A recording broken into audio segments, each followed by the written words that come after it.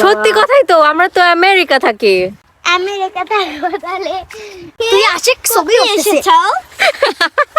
Hello everyone, আজকে আমি একটা সুন্দর সরিষার মাঠে এসেছি। প্রকৃতি যেন এক অপরূপ রংধনু, চারদিকে শুধু হলুদ আর হলুদ।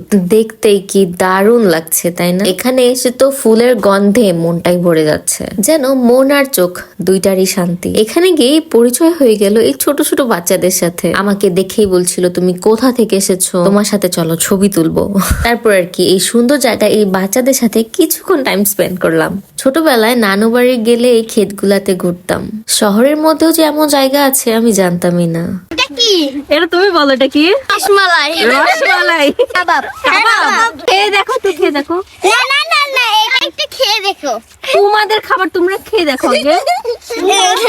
প্রথম আসছে, তোমরা একটু খেয়ে দেখো। কি দুষ্টু দেখেছেন। যাই হোক, এখানে আমাকে যখন ওরা ভিডিও করতে দেখেছে, বড়রা অনেকে বলছিল যেন সর্ষে নষ্ট না করি। আপনারা যদি যান তাহলে এই বিষয়টা একটু খেয়াল রাখবেন। তাহলে এবার লোকেশনটা বলি। নয়নামতি আজাদ প্রেস, তার সামনেই যে মোড়টা আছে, ওই মোড়ে ঢুকে কিছুক্ষণ আগালে এটা দেখতে পারবেন।